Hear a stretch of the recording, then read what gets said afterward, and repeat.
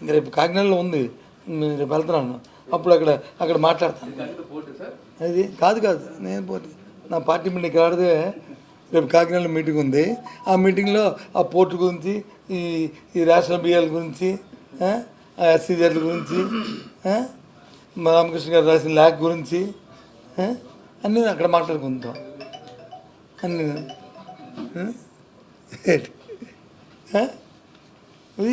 అది ఊరికే చేసామంటే మరి చేస్తే వీళ్ళు ఈనాడు పత్రికలో ఎందుకు ధాన్యం సరిగ్గా ప్రొక్యూర్మెంట్ జరగలేదు, ఈనాడు పత్రిక ఎందుకు రాయాలా? ప్రజల తరపున రాసుకోవచ్చు. ఎస్, మీరు వచ్చి ప్రజల తరపు మాట్లాడతారు, మేము వచ్చి మా సొంతం కోసం మాట్లాడతాం, అంతే కదా, మా సొంతం కోసం అంతే. అంటే వాస్తవమే కదా, మరి మేము మాట్లాడింది వాస్తవమే కదా. కానీ అధికారుల మీద తోస్తాం, అధికారుల మీద తోస్తాం. ఓకే, అధికారులు మానిటరింగ్ చేయవలసింది ఎవరు? ప్రభుత్వమే కదా. ఒక తప్పు జరుగుతుంది, అందుకే కదా. ఎందుకు రాజకీయ పార్టీని ఎందుకు తీసేస్తారు, ఎందుకు ముఖ్యమంత్రి మాట్లాడతారు, ఎందుకు సంబంధిత మంత్రులు మాట్లాడతారు? ప్రజాస్వామ్యంలో బాధ్యత వచ్చి ఇది మానిటరింగ్ అవసరం. వీళ్ళు చేయకుండా తిరగా మధ్యలో వాళ్ళు లేకుండా వీడికి యంత్రం రాదు, ఆయన వచ్చి మాకు సరిగ్గా వాయించలేదు ఎలాగొద్ది, వీడు సెట్ అయిపోయి వీళ్ళు సెట్ అయిపోతారు, ఇది వచ్చి వాయించదంటే అలాగా జరిగే విషయాలు అవి. ఇంకేమున్నాయా మీకు బ్రెయిన్ స్టార్మింగ్?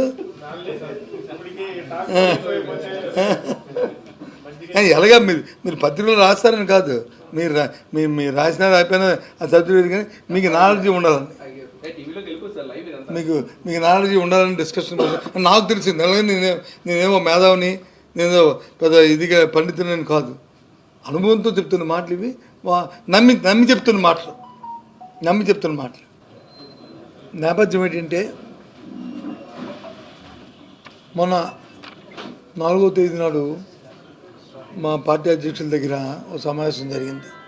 రాష్ట్రంలో ఉన్న పరిస్థితుల మీద, ప్రభుత్వం 6 నెలలు అయింది వచ్చి, నూతన ప్రభుత్వం వచ్చి ఆ ప్రభుత్వం చేస్తున్న విధానాలు, చేస్తున్న కార్యక్రమాలు ఒకసారి సమీక్షించుకొని ప్రజలు పడుతున్న ఇబ్బందుల మీద ప్రభుత్వానికి తెలియజెప్పుతూ దాని ఒత్తిడి తీసుకొచ్చి ప్రజలకి ఆ సౌకర్యాలు అందే ఏర్పాటు చేయాలనేది తీసుకున్నాను.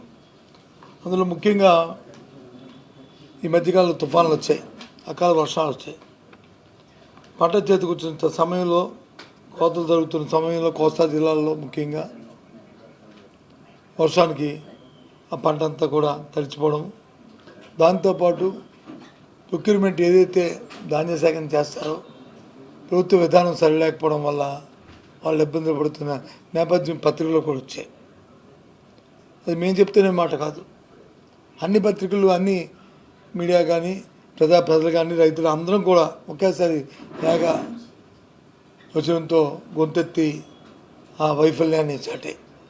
దాని మీద ప్రభుత్వం నిర్దేశమైన విధానం తీసుకోవాలని, రంగుమార్పు ఏదైతే తెలిసిన ధాన్యాలు ఉన్నాయో ఆ తేమ మీద మరి ఒక విధానాన్ని తీసుకొని రైతాంగం ఇబ్బంది పడకుండా, మరి దళాలకి అవకాశం లేకుండా వెసులుబాటు చేయాలని మరి కోరుతూ ఈ నెల 13వ తేదీ నాడు జిల్లా కలెక్టర్కి వినతిపత్రం ఇవ్వాలని ప్రజాప్రతినిధులు అందరం నిర్ణయించుకున్నాం. ఆ దశగా 13వ తారీఖు నాడు జిల్లా కలెక్టర్ ఆ జిల్లా ఉన్న పెద్దలందరూ వెళ్ళి జిల్లా అధ్యక్షుల ఆధ్వర్యంలో ఆ కార్యక్రమం చేయాలనే దానికి ఇద్దాం. దీంతోపాటు ఏదైతే రైతుకి ఆసరాగా గత ప్రభుత్వం ఇచ్చిన 13,500 రూపాయలు కాకుండా 20,000 రూపాయలు ఇస్తామని మరి ప్రభుత్వం చెప్పిందో, దాన్ని ఎంతవరకు దాన్ని ఆచరణలో తీసుకురాకపోవడం వల్ల మరి మొన్న జరిగిన పంటలు వేసుకున్న నేపథ్యంలో కానీ, లేదు కొత్త పంటలు వేసుకుంటున్న నేపథ్యంలో కానీ ప్రజలు ఇబ్బంది పడుతున్న పరిస్థితుల్లో ఓసారి దాని మీద ప్రభుత్వానికి మీద ఒత్తిడి తీసుకొచ్చి ఆ డబ్బులు మరి రిలీజ్ చేసి ప్రజలందరి ఏర్పాటుని రైతాంగానికి ఇచ్చి ఏర్పాటు చేయాలనేది మరి ఆలోచన. ఇంతకుముందు మా ప్రభుత్వం ఉన్నప్పుడు, వైసీపీ ప్రభుత్వం ఉన్నప్పుడు ఏదైతే బీమా సౌకర్యం ఉండేదో, అంతకుముందు ప్రభుత్వం రైతాంగం భాగస్వామ్యం ఉండేది. అది కాకుండా ఈ క్రాప్ చేసుకున్న ప్రతి రైతుకి ప్రతి పంటకి ప్రభుత్వమే దాని బీమా కట్టింది 100%. దానివల్ల ఏదైనా అకాలమైన ప్రకృతి వైపరీత్యాలు వస్తే కరువు వచ్చినా కాటకం వచ్చినా వరద వచ్చినా వర్షం వచ్చినా పంట కానీ పోతే మరి నష్టపరిహారం అందేది 100%. ఇప్పుడు ఈ మధ్యకాలంలో ఆ కార్యక్రమం లేకపోవడం వల్ల రైతాంగం ఇబ్బంది పడుతున్నారు. మళ్ళీ దాన్ని పునరుద్ధరించాలని విషయాన్ని కూడా ప్రభుత్వం దృష్టికి తీసుకురావడం ఈ ముఖ్య ఉద్దేశం. ఆ నేపథ్యంలోనే మరి 27వ తారీఖు నాడు మరి ఏదైతే రాష్ట్ర వ్యాప్తంగా ట్రోప్ ఛార్జీల పేరు మీద సుమారు ఈ నెల అయితే 58 పైసలు, వచ్చే నెలలో అయితే ₹5, ఆ వచ్చే నెలలో అయితే ₹20. ఆ రకంగా సంవత్సరాంతం కూడా ప్రతి వినియోగదారుడి మీద సుమారు ₹20 నుంచి ₹25 అధికంగా ఒక్కొక్క వినియోగదారుని యూనిట్కి చిన్న పెద్ద తేడా లేకుండా ఏవైతే 6 స్లాబ్లు ఉన్నాయో 6 స్లాబ్లకి మరి దీన్ని పెంచడం అనేది చాలా ఇది అన్యాయము, చాలా ప్రజలు మోసం చేయడం, వాళ్ళు ఇబ్బంది పడుతున్న నేపథ్యం. మరి ఎందుకంటే ఎన్నికల ముందు వచ్చి మాట ఇచ్చింది ప్రభుత్వం, 1 పైసా విద్యుత్ ఛార్జీ పెంచము, దాన్ని మేము ఇంకా ధాన్యమైన విద్యుత్ ఇస్తాము అని చెప్పిన నేపథ్యాన్ని చూసా. మరి ఒకసారి తెలియచెప్తూ ఏదైతే పెంచిన ఈ ట్రోప్ ఛార్జీలు 15,000 కోట్ల రూపాయలు ఉందో 9,000 కోట్లు 6,000 కోట్లు ఈఆర్సీ ఇచ్చిన ఏదో ఫైండింగ్స్ ఉన్నాయో అది ప్రభుత్వమే చెల్లించాలని, ప్రభుత్వమే దాన్ని సర్దుబాటు చేయాలని, ఇచ్చిన ఆర్డర్ని మరి రోల్ బ్యాక్ చేసుకోవాలని మరి డిమాండ్ చేస్తూ అన్ని జిల్లా ఎస్సీ ఆఫీసుల దగ్గరికి వెళ్ళి వాళ్ళకి వినతిపత్రం ఇవ్వాలని మరి నిర్ణయించాం. దాంతోపాటు ఎక్కడైతే డిస్కామ్స్ ఉంటాయో డిస్కామ్ల దగ్గర మాత్రం డిస్కామ్లో ఉన్న సిఎండి దగ్గరికి ఇచ్చి వాటికి వచ్చి ఎస్సీలకు ఇవ్వాలనేది ఇచ్చాము ఈ కార్యక్రమాన్ని. అలాగే జనవరి 3వ తేదీ నాడు ఇప్పుడు వచ్చి ఫీజు రింబర్స్మెంట్ని మరి ప్రభుత్వం వచ్చి 7 నెలలైంది. మరి గత ప్రభుత్వంలో ఆగ్రబాద్ ఇవ్వాల్సి వచ్చిన దాన్ని కూడా మరి రిలీజ్ చేద్దామంటే ఎలక్షన్ టైంలో చేయకూడదని అప్పుడున్న మరి ఎలక్షన్ కమిషన్ కానీ లేదు ఇప్పుడు ఈరోజు అధికారంలో ప్రభుత్వాన్ని ఆ రోజు ఎన్నికల్లో పిటిషన్ పెట్టి దాన్ని ఎవరికంటే ఆఫ్ చేసిన నేపథ్యం. ఇప్పుడు వచ్చి మొత్తం అంతా కలిస్తే అప్పుడే మూడు వాయిదాలు అయిపోయింది, 4వ వాయిదాకి వచ్చేస్తుంది. ఇప్పుడు వచ్చి రిలీజ్ చేయడం వల్ల మరి విద్యార్థులు ఎంత ఇబ్బంది పడుతున్నారు. కాలేజీల్లోనే వచ్చి మరి ఫీజు కడితే కానీ పరీక్షలు కూర్చొని మరి చెప్తున్న పరిస్థితిని కూడా మరి ప్రభుత్వం దృష్టి తీసుకొచ్చి వెంటనే 3వ తారీఖు లోపల మరి వాటిని ఇవ్వాలి. దాని మీద కూడా 3వ తారీఖు నాడు దానికి వారికి ఒక వినతిపత్రం కలెక్టర్కి ఇవ్వాలని ప్రభుత్వం ఒత్తిడి తీసుకురావాలని మరి ఈ కార్యక్రమాన్ని కూడా మనం ఉద్దేశించిన విషయాన్ని మరి దానికోసం జిల్లాలో ఉన్న అందరూ జిల్లా పార్టీ అధ్యక్షులు, గౌరవ శాసనసభ్యులు, అలాగే గౌరవ శాసనమండలి సభ్యులు, అలాగే గౌరవ పార్టీ ఇన్ఛార్జీలు, ఎంపీపీలు, జడ్పీటీసీలు, జడ్పీ చైర్మన్ గారు, అలాగే ఆయా నియోజకవర్గాల ఇన్ఛార్జీలు అందరం కలిసి కూర్చొని మరి ఇవాళ నిర్ణయం తీసుకొని దాన్ని కార్యక్రమాన్ని విజయవంతం చేయడానికి ఇవాళ సమావేశం పెట్టామన్న విషయాన్ని మరి మీ ద్వారా తెలియజేస్తున్నాము. ఇప్పటికైనా సరే ప్రభుత్వం మీ బాధ్యతను గుర్తెరిగి ఏదో వైసీపీ పార్టీ చెప్తుంది, ఏదో ప్రతిపక్షం చెప్తుందనే కాకుండా ఒక పెద్ద మనసుతో ఒక బాధ్యత గల ఒక రాజకీయ పార్టీగా ప్రజలకు ఇచ్చిన మాటను నెరవేర్చుకుంటూ రైతులు ఇబ్బంది పడకుండా రైతాంగం ఇబ్బంది పడకుండా ఏదైతే ప్రొక్యూర్మెంట్ ఉందో ఒక విధానాన్ని పెట్టి మరి మద్దతు ధరని వాళ్ళకి వచ్చేట్లు ఏర్పాటు చేస్తూ మీ యంత్రాంగాన్ని అప్రమత్తం చేసి మీరు ఎక్కడ ఏ ఒక్కరి ఇబ్బంది పడకుండా చేయాలని డిమాండ్ చేస్తున్నాను. అదే నేపథ్యంలో ఇవాళ కరెంటు ఛార్జీలు కూడా రోల్ బ్యాక్ చేసి ప్రజలకి సౌలభ్యం కల్పించాలని చేస్తున్నాము. అదేవిధంగా ఫీజు రింబర్స్మెంట్ రిలీజ్ చేయాలని కూడా మరి డిమాండ్ చేస్తున్నాం.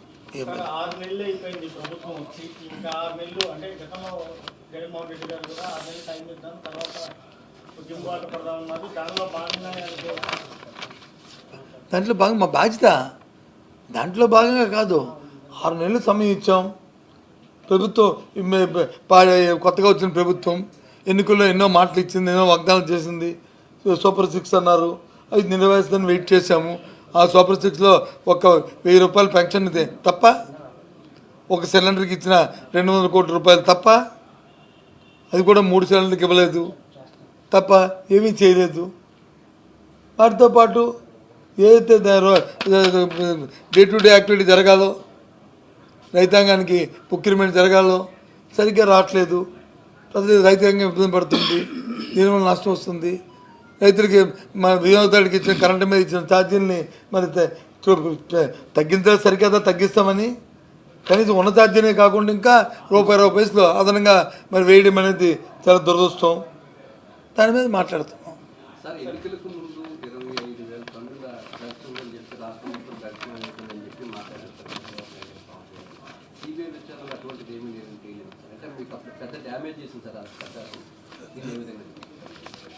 ఎన్నికల్లో డ్యామేజ్ చేసింది వాళ్ళ కుటుంబ రాజకీయాలు, వాళ్ళకున్న స్వార్థం, వాళ్ళకు వచ్చిన విద్యలన్నింటినీ కూడా టక్కుడమ్మ విద్యలన్నింటినీ కూడా టైం పెట్టారు. అవన్నీ ఒక ఎత్తు, సరే మేము నష్టపోయాం పక్కన పెట్టిన. భారత రాజ్యాంగంలో దేశంలో అత్యుత్తమైన దర్యాప్తు సంస్థలు ఇంటర్పోల్ కానీ, ఆపరేషన్ గరుడ కానీ, లేదా సిబిఐ కానీ, ఎక్కడి నుంచో బ్రెజిల్ నుంచి ఇక్కడ వరకు ట్రాక్ చేసుకొచ్చి ఏదైతే ఇక్కడికి వచ్చిన తర్వాత అందులో కంటైనర్లో లేవని చెప్పని ఆ కంటైనర్లు సీజ్ చేసి ఒక ఇద్దరిని అరెస్టు పెట్టి ఈ కార్యక్రమం చేసి వాళ్ళు లేవని చెప్తే అంటే వ్యవస్థ ఎంత మేనేజ్ అవుతుందని ఆలోచించి కోరుతున్నాను.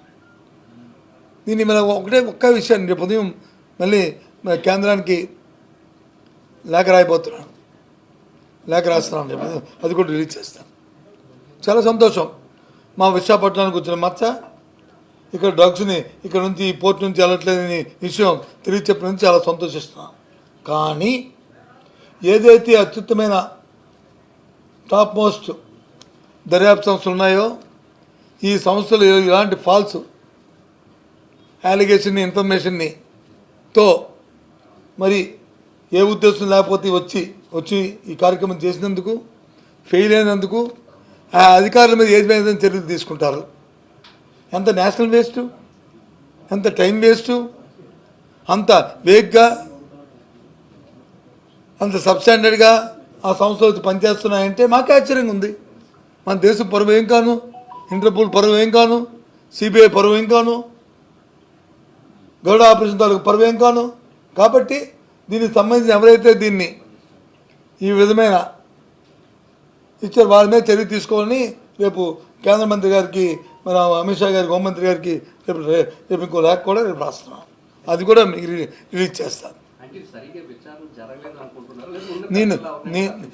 నేను జరగలేదు, జరిగింది, తప్పించలేదు అనే వ్యవస్థలోకి నేను వెళ్ళదలుచుకోలేదు. ఎందుకు బికాజ్ అంటే అత్యుత్తమైన సంస్థలు ఫెయిల్ అయ్యిందంటే అయితే, లేకపోతే సంతోషం. అయితే ఈ ఫాల్స్ పాస్ ఆన్ చేసిన మీద చర్య తీసుకోవాలి కదా అధికారుల మీద. తీసుకోండి, ఎవరి మీద తీసుకుంటారు, అకౌంటబిలిటీ ఎవరి మీద చేస్తారు. ఇంత నేషనల్ వేస్ట్కి ఇంత సమయానికి ఇంత ఆ ఏజెన్సీలకు వచ్చిన మచ్చకి ఎవరు బాధ్యులు? లేదు అంటే ఎవరైనా దీన్ని మేనేజ్ చేసిందంటే వారి మీద చర్యలు తీసుకోండి. మస్ట్ అకౌంటబిలిటీ ఉండాలి దీంట్లో. వేగ్గా ఉంటే మాత్రం దేశం తాలూకా పరువు ప్రతిష్టలకి, పేరు ప్రతిష్టలకి ఇది చెడ్డ పేరు తీసుకొస్తుంది. ఇలాంటి వ్యవస్థలు కానీ మేనేజ్మెంట్లు కానీ అయితే చాలా చెడ్డ పేరు వస్తుంది సమ్మడి. కాబట్టి నేను రేపు లేఖ రాస్తున్నాను, అమిత్ షా గారు పంపిస్తాను, సాక్షాత్ ప్రధానమంత్రి గారికి కూడా పంపిస్తాను. వీలైతే సమయం అడిగి నేను నా ప్రత్యేకం కూడా దీన్ని తీసుకెళ్ళిస్తాను. నాట్ ఓన్లీ సిబిఐ, ఇది గరుడ ఆపరేషన్ గరుడ తాలూకా ప్రక్రియలో భాగంగా ఇంటర్పోల్ ఇన్వాల్వ్ అయ్యి వాళ్ళు ట్రాక్ చేసుకొస్తూ సిబిఐని ఇన్వాల్వ్ చేసి 3 ఏజెన్సీలు దీంట్లో ఉండి కస్టమ్స్లతో కలిపి ఇవాళ ఏమీ లేదు తుస్సుమనిపించేస్తే సంతోషం. మాకు వైజాగ్లో ఎక్స్పోర్ట్ జరగలేదు అదంటే హ్యాపీ. ఎందుకంటే వైజాగ్ ప్రజాప్రతినిధిగా మాకు మచ్చ రాలేదు మా పోర్ట్కి అన్న వేరే హ్యాపీ. బట్ సైమిల్టేనియస్లీ ఆ రోజు బదనాం చేసి రాజకీయ ఉద్దేశంతో రాజకీయ కుతంత్రాలు చేసుకుని చేయడానికి ప్రయత్నం చేయడమే కాకుండా ఆ సంస్థల తాలూకా పేరు ప్రతిష్టలు ఎవరు దాని బాధ్యులు? ఇంత వేగ్గా ఇంత మిస్లీడ్ చేస్తున్న కార్యక్రమాన్ని ఎవరు బాధ్యులు? Who is responsible? Somebody accountable. నేను ఓడిపోవడానికి ఈ ఒక్కటి కారణంగా సో మెనీ కారణాలు అవ్వచ్చు, కానీ ఇలాంటి మేనిపులేట్ ఇది అందుకే నాన్న కదా అది ఎన్నికలకి దీనికి సంబంధం ఉన్నదా పక్కన పెట్టుకుంటే ఆ సంస్థకు వచ్చిన అంత నష్టం, ఆ సంస్థలు తాలూకు పెట్టుకున్న ఎన్నికల కోసమే కానీ దీన్ని ఆపరేషన్లో ఉపయోగించుకుంటే సంస్థల తాలూకు పరువేయం వల్ల, ఈ దేశం పరువేయం వల్ల, ఈ దేశం తాలూకు ప్రతిష్టం వల్ల ఎవరు దీంట్లో తప్పు చేశారు, ఆ తప్పు బయటపడాలి.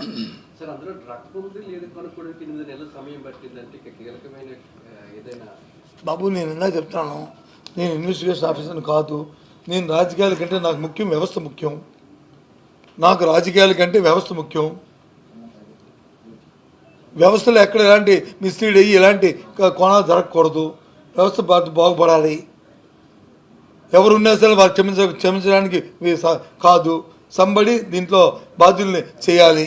చేయకపోతే మాత్రం వ్యవస్థలు నష్టపోయినట్లు, ఇది మేనేజ్మెంట్ జరిగినట్టు చేయకపోతే. ఎందుకంటే దేశంలో ఎప్పుడు కూడా ఎలాంటి సంఘటన జరగలే. సాక్షాత్తు ఆపాదించారు బ్రెజిల్ ప్రధానమంత్రితోనే పాపం అమ్మాయి ఇక్కడ సాయిరెడ్డి గారికి వచ్చి ఆరుతో లింకులోనే చెప్పారు. సరే అవి తేటతలం అయిపోయింది, అవి పక్కపడండి. ఇవన్నీ రాజకీయాల్లో ఒకరు బురదలుకోవడం, కానీ వ్యవస్థలకు రాజకీయాల్లో రాకూడదు కదా.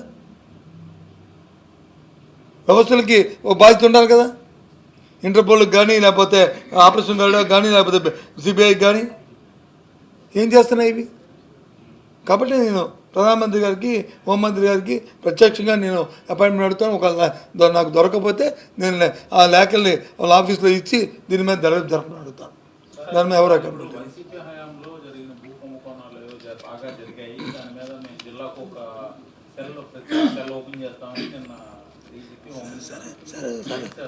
సరే ఇవన్నీ ఏంటంటే ఇప్పుడు దీనిలాగా ఉంటుంది, ఈ ఆపరేషన్ గరుడలాగా. ఇవన్నీ ఆడుతుంది. ఇప్పుడు నేను వద్దు అన్నాం అనుకో, ఈ వద్దు అన్న మాంతరా. ఇప్పుడు 6 నెలలు అయింది, ఎన్ని దర్యాప్తు చేశారు, ఏం జరుగుతున్నాయి వేసుకోమని. జిల్లా కోర్టు కాకపోతే డివిజన్ కోర్టు వేయమనండి. అసలు ఇవన్నీ పక్కన పెట్టండి సార్, వేసుకోమని సార్, మాకు అభ్యంతరం లేదు. నేను మొన్నటి రోజున అడిగాను, మళ్ళీ రేపు లెటర్ రాస్తున్నాను. ఏది మన సిట్ని బయట తీయమనండి.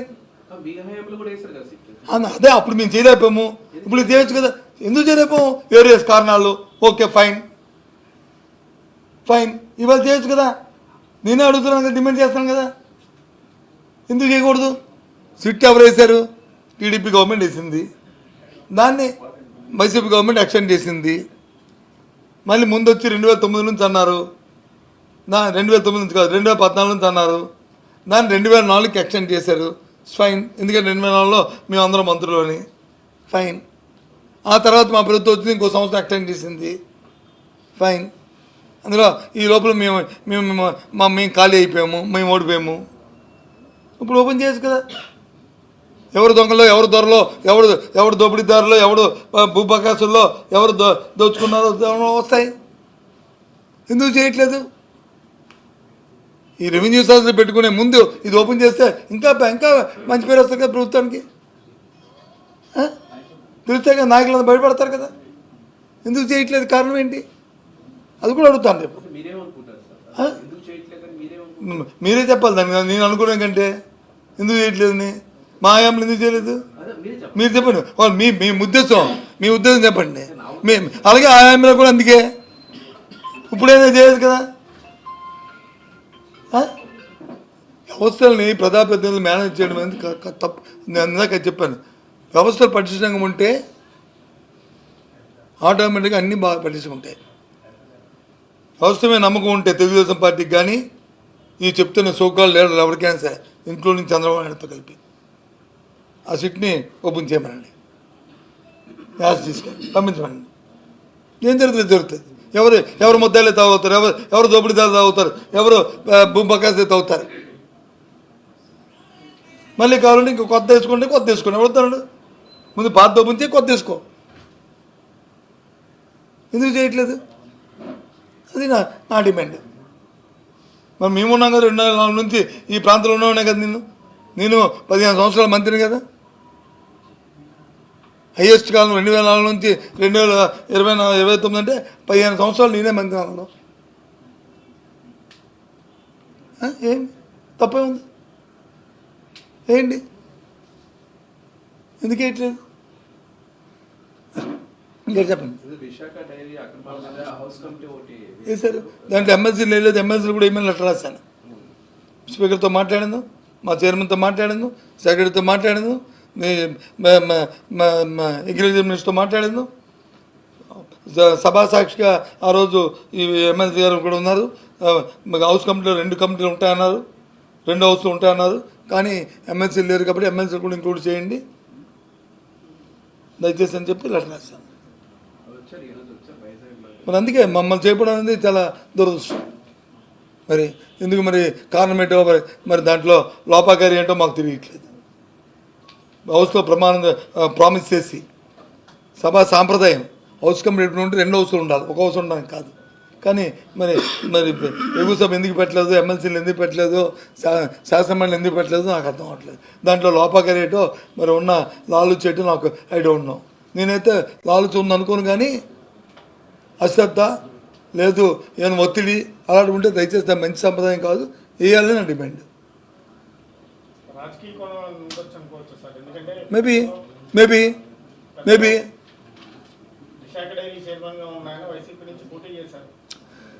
సార్ నేనంటే నేనే అడుగుతుంటే మళ్ళీ మాట్లాడి దీంట్లో ఎప్పుడు కూడా వ్యవస్థ వేరు, వ్యక్తులు వేరు.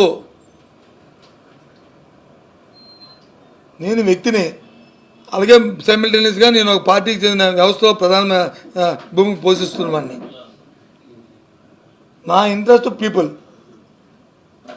నా ఇంట్రెస్ట్ నా పార్టీ, తర్వాతే పర్సనల్.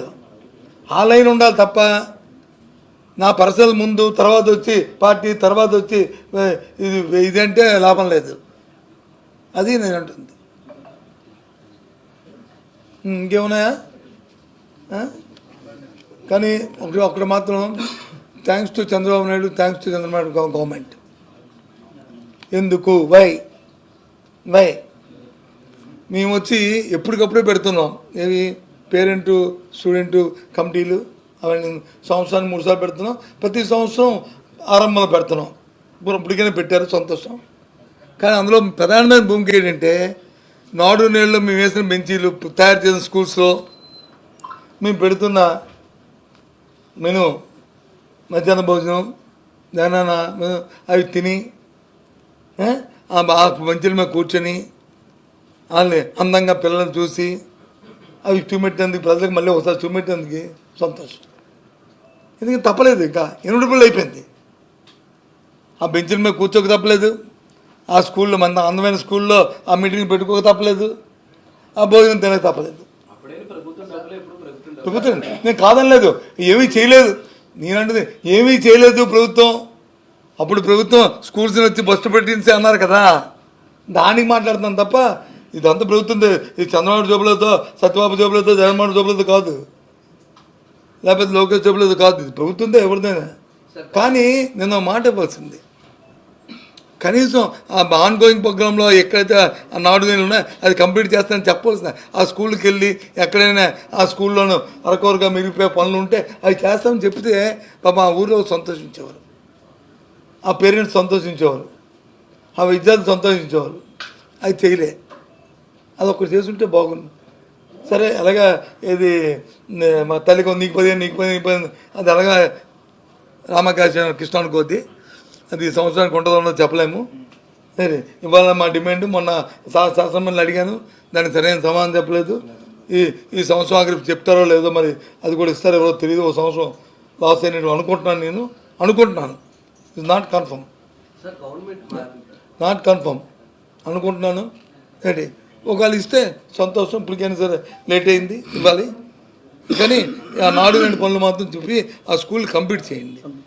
ఎవరి మీద కోపంతోనో, ఎవరి మీద దాసంతోనో, జగన్మోహన్ రెడ్డి మీద పెట్టుకోవడం కాదు. పిల్లలు, మన పిల్లలు సుమారు 60 లక్షల మంది పిల్లలు ఎందుకు వాళ్ళని ఇబ్బంది పెడతారు? అది నా రిక్వెస్ట్.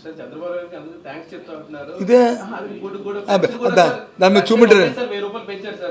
ఒక అలా చెప్తారండి, నువ్వు ఎందుకు చెప్పలేదని చెప్తుందా? సూపర్ 6 6 ఇచ్చాను థ్యాంక్స్ చెప్పేవాడిని.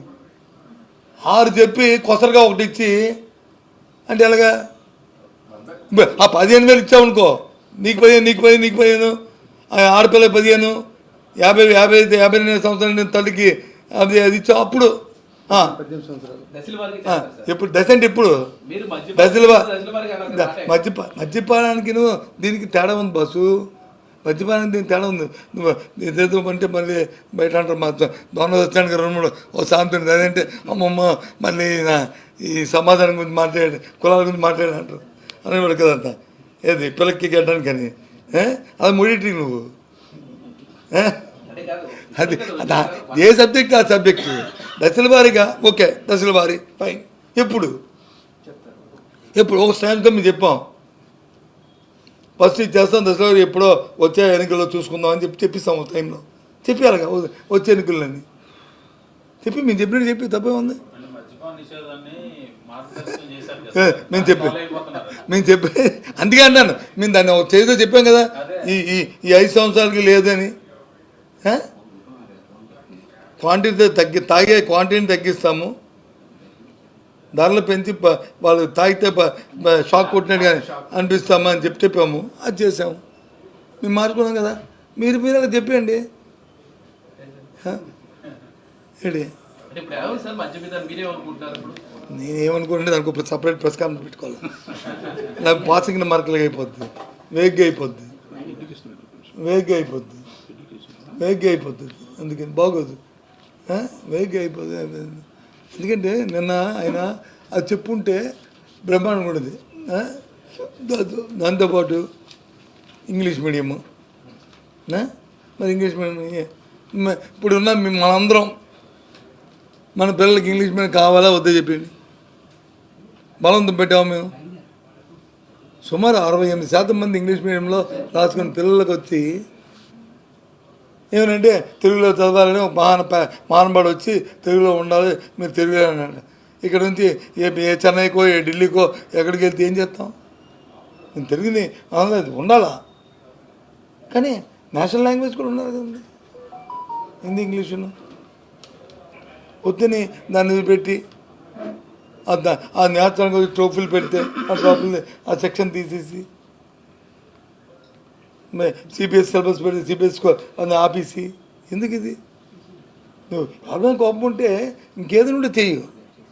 అది దీనివల్ల సమాజానికి పనికొచ్చేది, ఆపుతెలగా అడిగారు కదా. నేను తల్లు మీటింగ్లో అడిగారు కదా, అడగలేదు చెప్పండి. మీ టీవీలు మీ పేపర్లో రాశాయి కదా. అడిగినట్టుగా ఎందుకు బాబు ఆపారు అవి పట్టండి అడిగారు కదా. ఎందుకు ఆపారు అవి? అంతకుముందు నీకు జ్ఞాపకుండా ఉంటుంది, ఎవరు మన ఈ మినిస్టర్ గారు, ఎవరు సివిల్ సప్లై మినిస్టర్ గారు. అప్పుడు మినిస్టర్ కాదు. ఈ టోపుల మీద ఏది ఏఐ మీద,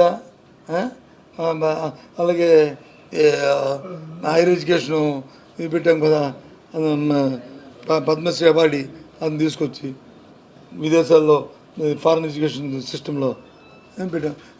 కుంభకోణాలు జరిగిపోయి వేల కోట్ల రూపాయలు తినేసాను. మరి వాళ్ళదే కదా గవర్నమెంట్. తినేసామో లేదు లెక్కలాదనే ఉంటాయి కదా, ఎవరికి ఎంత ఇచ్చామో లెక్కలాదనే ఉంటాయి కదా.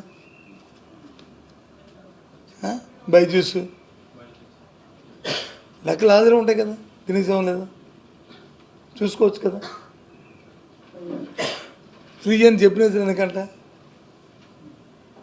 ఎందుకంటే ఇవన్నీ రాజకీయాలకి మాట్లాడడానికి పనికొస్తాయి, కానీ వాస్తవికతగా దానివల్ల ప్రజలకు మంచి జరిగిందా లేదనేది చూసుకోవాలి. నేనేం వాళ్ళలాగా వచ్చి కుస్తీ పొడిలో ఛాలెంజ్ నేను సవాళ్ళు చేయను, కానీ అవసరం అన్నీ చూసాం. కానీ ఏది మంచి ఏది చెడు, మంచి కార్యక్రమాలు కొనసాగించు. లేదు నీకేదైనా దానివల్ల ప్రజలకు ఇబ్బంది పడుతుంది, విద్యార్థికి ఇబ్బంది పడుతుంది, దాన్ని మార్చుకో, తప్పు కాదనలేదు. ఇప్పుడు కూడా మళ్ళీ చెప్తున్నాను, గత 5 సంవత్సరాల్లో ఆంధ్ర రాష్ట్రంలో ఏది 117 జీవో కానీ ఈ జీవోల గురించి కానీ స్కూళ్ళు మూసేసామన్నారు చూసా, ఏ ఒక్క స్కూల్ కూడా మూయలేదు. విలీనం చేసాం, విలీనం చేసిన ఈ స్కూల్ మూయలేదు. నువ్వు అర్థం చేసుకోవాల్సింది ఏంటంటే జోగు ఇది ఇక్కడ ఈ 1 నుంచి 5వ తరగతి ఉంది, ఇక్కడ 1 తరగతి ఉంచాము, 3వ తరగతి తీసుకెళ్ళి హై స్కూల్లో కలిపాము. ఏది ఉన్నత పాఠశాల కలిపాము, 9వ తరగతి ఉందని 10th క్లాస్ ఉన్నారు కలిపాము. కానీ 1, 2 మూయలేదు. ఇదే స్కూల్ ఒక ఊర్లో పెట్టామంటే ఆ ఊర్లో ఏదో ఘనతాలకి మా ఊర్లో స్కూల్ ఉంది చదువుకు. ఇవాళ కూడా చెప్తాను, ఒక స్కూల్ మూయలే. రేపు ఉదయం పేపర్లో మీరు ఈ ఊర్లో స్కూల్ మూస్తే వేయండి, చూసాము నిజమే కదా, తప్పు చెప్పారని నేను సరిదిద్దుకుంటాను. అది ఎందుకైనా వేసాము. టీచర్లకు కూడా ఏం చెప్పామంటే 1 month జీవితాలుగా దాని స్పిరిట్ ఏంటి, మినిమం 19 పిల్లలు ఉంటే ఒక టీచర్, 19 దాటి 20 మంది దగ్గర ఉంటే 2 టీచర్లు. ఇప్పుడు 1 month తీసావు, మళ్ళీ టీచర్లు అందరూ నా మీద వచ్చి ఊరిగా ఇది చూసింది అంటారు. ఇప్పుడు 20 మంది పిల్లలు ఉన్న 5 టీచర్లు రికమెండ్ చేసుకుని ఆ ఊర్లోకి వచ్చి ఉద్యోగం చేస్తే ఉపయోగం ఏంటి? దానివల్ల ఉపయోగం ఏంటి చెప్పండి? మేము పెట్టింది అంతే తప్ప ఇంకంతగా. అది కూడా ఏంటి, అలా అంతా మాట్లాడి అన్నీ చేసాం. ముందు 30 మంది 40 మంది ఉండేవారు. నేను ఎడ్యుకేషన్ మినిస్టర్ అయిన తర్వాత దాన్ని 20 కుదించాను. వాళ్ళందరూ అడిగితే, టీచర్లు అందరూ అడిగితే మేము 20 మంది ఉన్నారు కదా, 20 మంది లేకుండా 5 టీచర్ల స్కూల్లో ఉంటే ధర్మం కాదు కదా అని మా ప్రభుత్వ విధానం. సో అందుకే చేస్తామండి తప్ప ఇంకొక ఆలోచన కాదు. ఇంకేమన్నా వైజాగ్ పెరిగి దాని మీద రోజు ప్రజలే ధర్నాలు చేసుకుంటున్నారు. దాని మీద రాజకీయ పార్టీలు చేయక్కర్లేదు, ప్రజలే ఇబ్బంది పడుతున్నారు. హార్ట్ బర్న్ లోనే ఉంది ఇది. మరి ఇది కూడా ఉంటుంది కదండి అంటే ఇది కొద్దిగా ఫ్లాగ్ చేయడానికి ఇది కూడా ఉంటుంది, కానీ ఫ్లాగ్ చేయాలి. ప్రభుత్వం తెలుసు అది మేము చాలాసార్లు మాట్లాడాం, చాలాసార్లు చెప్పాం. ఇది నిత్యావసర ధరల మీద అవన్నీ వాటి మీద అన్నిటి మీద.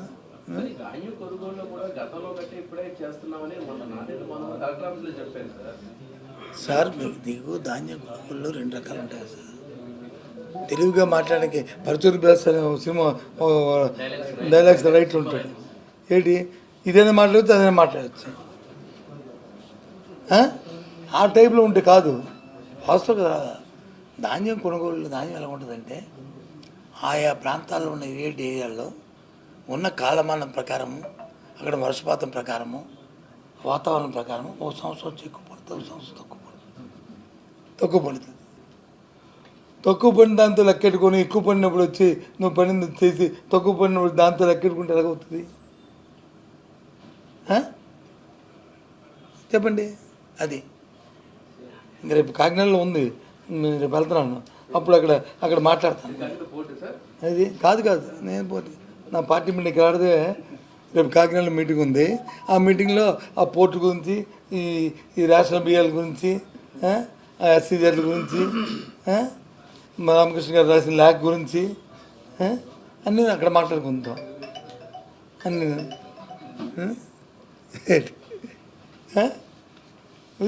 అది ఊరికే చేసామంటే మరి చేస్తే వీళ్ళు ఈనాడు పత్రికలో ఎందుకు ధాన్యం సరిగ్గా ప్రక్రియ జరగలేదు, ఈనాడు పత్రిక ఎందుకు రాయాలా?